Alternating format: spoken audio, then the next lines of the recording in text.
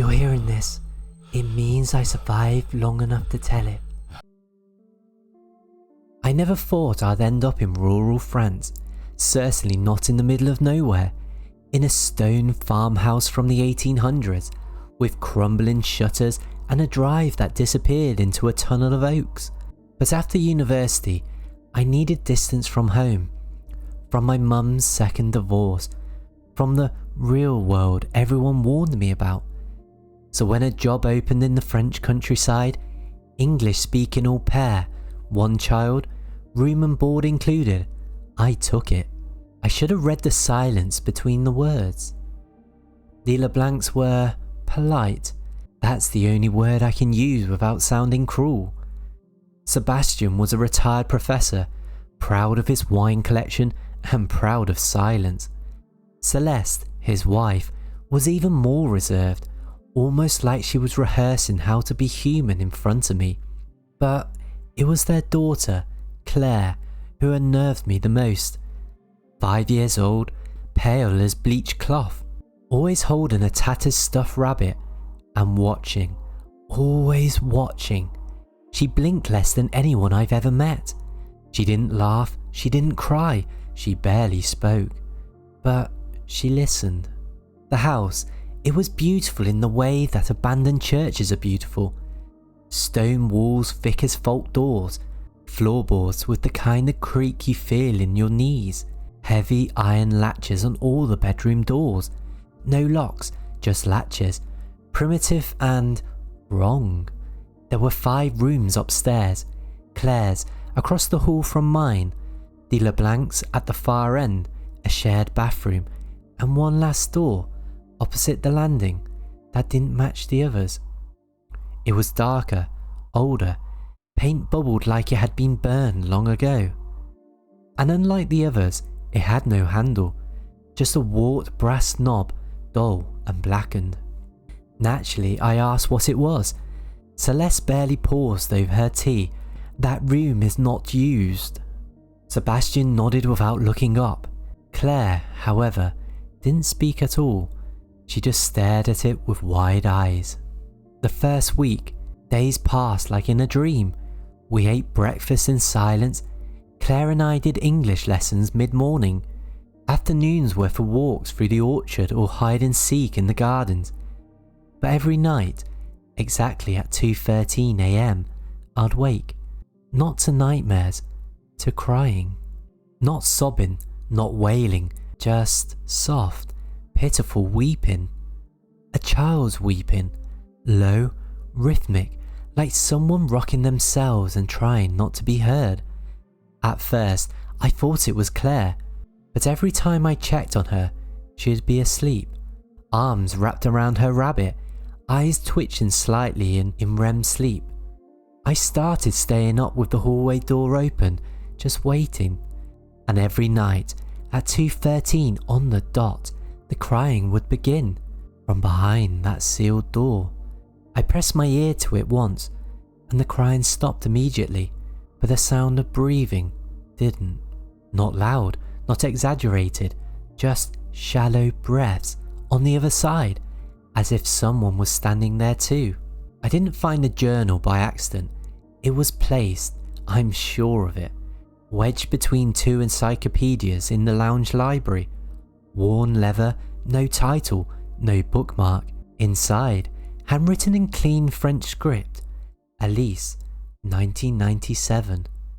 She was an au pair, just like me. The entries were uneventful at first. Days spent with the child, morning walks, the sound of owls at night.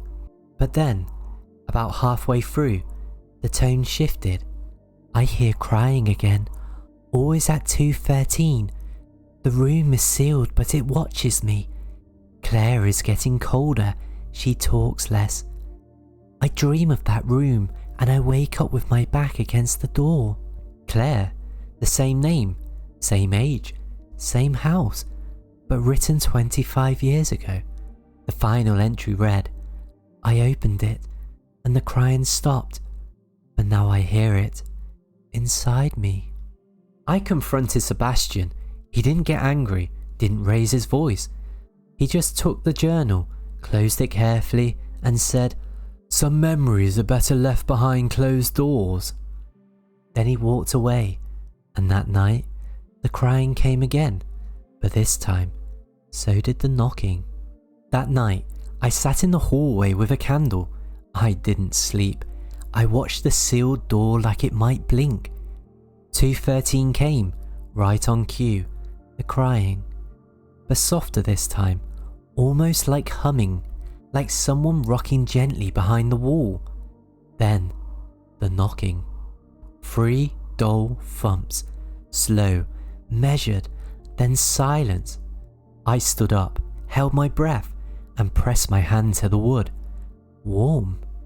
Not like it had absorbed heat, like someone was holding their hand against the other side. By now, I was barely sleeping. Claire had grown stranger too. She stopped responding to her name. She would sit for hours in the garden, holding her rabbit, whispering things I couldn't hear. One evening, I found her talking to the sealed door. Her lips barely moved, but when I called her name, she turned and said, "She's lonely." I asked who. She smiled, the first time I'd seen her do it, and said, "The other me." That night, I decided to open the door, not out of bravery, but out of survival. I waited until 2:13, when the crying began. I stood outside the door and whispered, "I hear you." The knob was warm. I turned it, and this time, it didn't catch. It clicked, and the door opened 2 inches, on its own. No scream, no draft, just a slow creak, like the house exhaling. The room inside was pitch black. I stepped in. The candle died instantly. But there was moonlight, faint, spilling through a hole in the roof, just enough to make out the shape of the room. 4 corners, a single, broken rocking chair in the middle, and at the furthest corner, a child's bed. It was identical to Claire's, same sheets, same pillow, same rabbit. But this one was stained. The rabbit was torn. The pillow was shredded at one edge, as if by fingernails.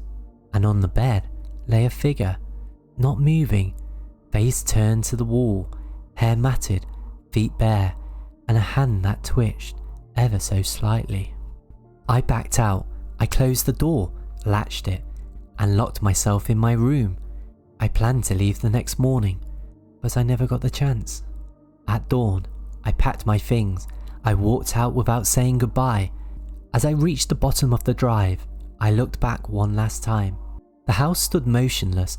No curtains stirred, no birds sang, and Claire was standing in the window, but not the Claire I knew. Her hair was wrong, too dark, too long, her face pale and hollow, and she was smiling.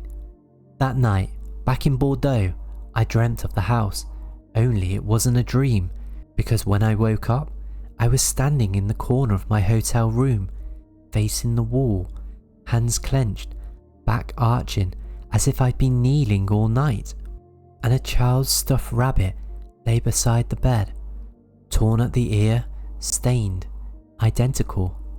I mailed the LeBlancs a letter. It came back unopened, returned to sender, no address found. I checked the satellite maps, no such farmhouse, no LeBlanc family registered in that region, nothing. But every night since, at 2:13 a.m, I woke up to one sound, knocking, soft, measured, from the far wall of wherever I'm staying, even in places I've never been before, and sometimes I wake up already standing, facing a wall. If you're hearing this, it means I survived long enough to tell it. But every day, I feel her closer. Not the family, not the LeBlancs, the other Claire, the one who never left the room, the one who never stopped crying, and if I ever open that door again, I don't think I'll be the one who walks out. I took the old pair job in Sweden to disappear, not from the police or anything like that, nothing criminal, but from my life. A toxic ex, mounting debts, a sense that the walls back home were starting to lean in. So when a family in Sweden offered a private room, food, and generous money to watch their son, I said yes before even finishing the job description. I wanted quiet, but I didn't expect the silence to look back. The star guards were the definition of perfection. Victor was a tech executive, rarely home, always polite. Hannah, his wife, was soft-spoken and ethereal, the kind of woman who always seems to move in slow motion. And their son, Isaac, was 7, a sweet boy, too sweet. He never threw tantrums, never whined, never even raised his voice. He just followed instructions and smiled, a bit like a well-programmed machine. The house was stunning. Glass, white walls, minimalist furniture, like living inside an Apple store that someone had whispered secrets into. And everywhere, mirrors, large, frameless ones, hallways, bedrooms, even the kitchen backsplash reflected you. I joked once that I never need to buy another selfie camera. Hannah just smiled faintly and said, "The house likes symmetry." At first, I chalked it all up to Scandinavian design, but then the mirror in my bedroom started lagging. It was around my 4th night in the house. I'd just washed my face. I leaned into the mirror to wipe away condensation, and I saw it. My reflection blinked twice, then smiled. I hadn't. It lasted maybe 2 seconds, and then it snapped back into sync. I stared at myself, trying to rationalize. Jet lag, lack of sleep, overthinking. But I started noticing it more. Every time I looked into that mirror too long, something slipped. Sometimes it was a delay. My reflection would twitch after I did. Sometimes it was anticipation. I'd feel it reacting before I moved. And once, it looked at something behind me that I didn't see. And every time it happened, I got this deep, cold shiver, not down my spine, but inside my skull, like static in my thoughts. I woke up one morning and found my pillow on the floor.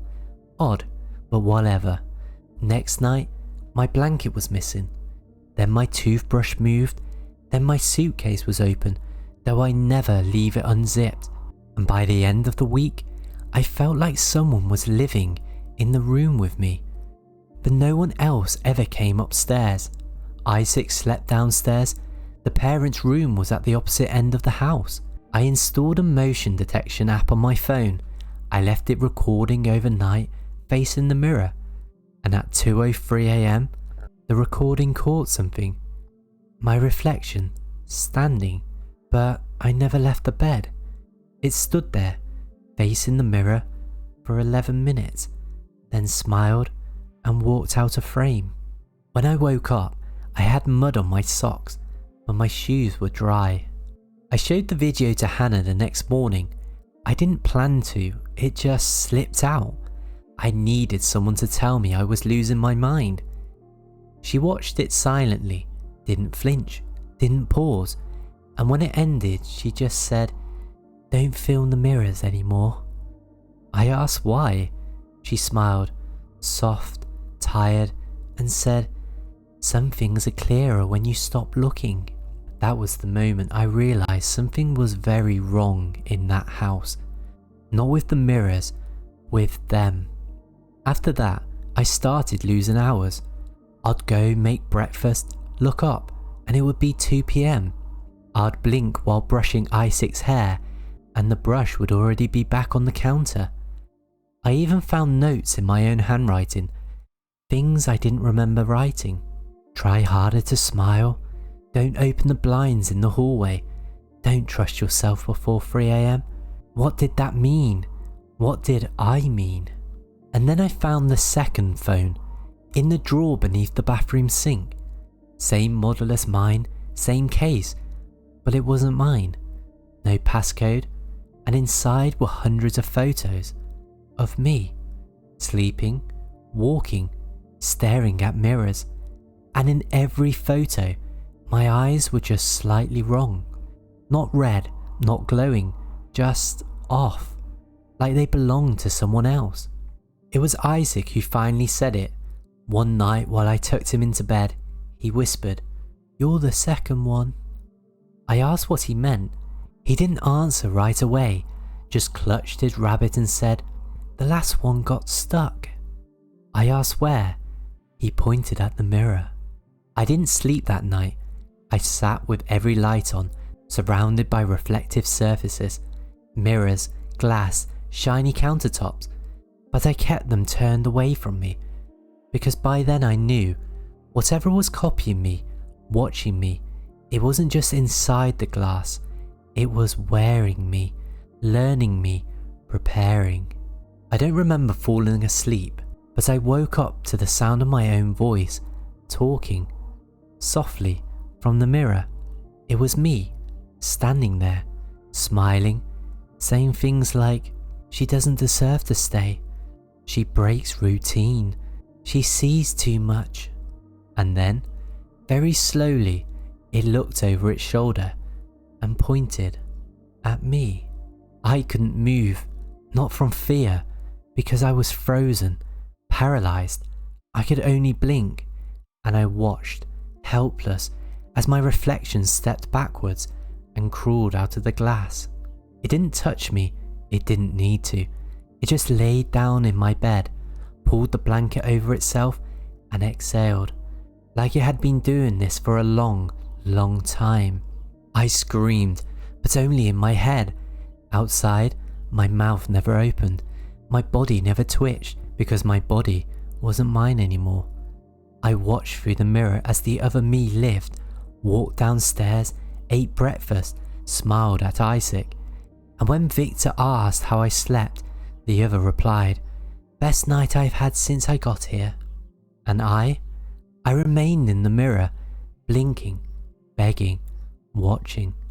That was 6 months ago, and now I see another one, a new au pair. She's starting to notice the delay. She's filming things, asking questions. She still thinks she's herself, but soon I'll be watching through her eyes too. If you're hearing this, it means I survived long enough to tell it, but the truth is, I didn't. Because mirrors don't reflect the world, they contain it, and some of us never come back out. When I first saw the listing, I thought it was fake. Live-in au pair, £600 per week, private suite, central London. No school runs, no cleaning, no pets. Too good to be true. But it wasn't. The email address was corporate, the interview was formal. The woman on the video call, Amelia Ward, looked like someone who's never touched her own laundry. And when I arrived at the townhouse in Kensington, it was everything she promised, and worse. The building was Georgian, grand, symmetrical. I'd seen places like this on brochures for rich expats and old money politicians. Amelia met me at the door in silk gloves. She looked younger than her age, but not naturally. Her husband, Richard, barely spoke, always on the phone or staring through windows like he'd forgotten what day it was. And then there was Lily, 7 years old, thin, dressed in vintage dresses and always barefoot. She had the eerie calm of children in Victorian portraits. She didn't blink much, and when I said hello, she said, "You're not her," then walked away. The rules, there were 3. Never go upstairs after 9 PM. Never ask about the attic, and never bring Lily sugar. The last one made sense, the others didn't. So of course, I ignored them. The house had this quiet hum to it, the kind that only comes from old spaces, daunty ceilings, staircases that sigh, and doors that seem to shift even when shut. But after 2 weeks, the sounds changed. I started hearing footsteps overhead at night, not in the hallway, above my room. I asked Richard once. He flinched and said, "This house carries sounds strangely." That was it, and the next night, I stayed up. Around 1:15 AM, I heard it again. Slow footsteps, back and forth, pacing above my ceiling, the attic. The next day, I received the drawing. Lily handed it to me during breakfast, a child's crayon drawing, a girl with long black hair in a dress staring out of a small square window. Beside her, in a scribbled red circle, were the words, "She watches me sleep." I asked Lily if she drew it. She shrugged. "She used to live here, before." Before what? Before she made the noise stop. I didn't ask more. I wish I had. My curiosity finally broke. On my third Friday there, I waited until everyone was asleep and crept upstairs. The door to the attic was old, heavy, and padlocked. Not from the outside, but from the inside. So someone had locked it and never come out. But beside the door was something even stranger. A photo frame on the wall. No glass, just a faded black and white portrait of a young woman in a maid's uniform. No name, no date, but she looked exactly like me. Same eyes, same hair, same crooked smile I've always hated in photos. The frame had been nailed into the wall, forcefully, like someone didn't want it touched. The next day, I slipped into Amelia's office while she was out. In a filing cabinet, I found a document with the Ward family crest, employment records, dozens of them, all au pairs, all young women, and all the same job description. Every file ended with the same two letters, WD. I didn't know what it meant until I googled it. Withdrawn, deceased. But not one of them had death records. The final file in the drawer, blank, just my name and an empty space under status. That night, Lily wouldn't eat. She just sat at the table staring up at the ceiling. Eventually, she said, "You're going up tonight, aren't you?" I said no. She shook her head. She doesn't like liars. I waited until midnight, tiptoed up the stairs, and this time, the attic door wasn't locked. It was open, just a crack, enough to let a sliver of blackness spill into the hall. I pushed it and stepped inside. The attic was freezing. Dust floated like ash, and the walls were papered in newspaper clippings, all in different languages. I recognised some of them. Nanny vanishes in South London. Woman missing after taking domestic job abroad. Authorities dismiss pattern in disappearances. And in the corner, a bedroll, a dress, a mirror with writing scratched across it. She's not done choosing. And standing beside it was me. Not my reflection, not a trick of light. Another me. Hair longer, skin paler, eyes hollow, smiling. I tried to scream, but she just raised a finger to her lips. Shh, she's still sleeping.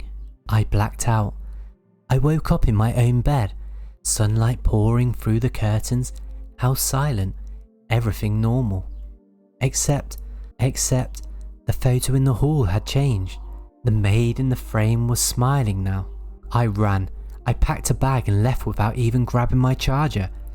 But when I got to the train station, my card didn't work. When I gave my name, the ticket clerk said, "You already left yesterday." I hadn't. At least, I don't think I had. Back home, I checked my social media.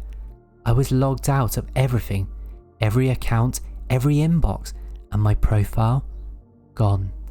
As if I never existed. And then I got an email from the wards. No subject, no message, just a photo of Lily, smiling, with a new au pair beside her. It was me. If you're hearing this, it means I survived long enough to tell it, but I don't think I did, because now I see myself walking past windows I've never stood in. I hear someone with my voice saying things I don't believe, and when I look in mirrors, sometimes she blinks before I do.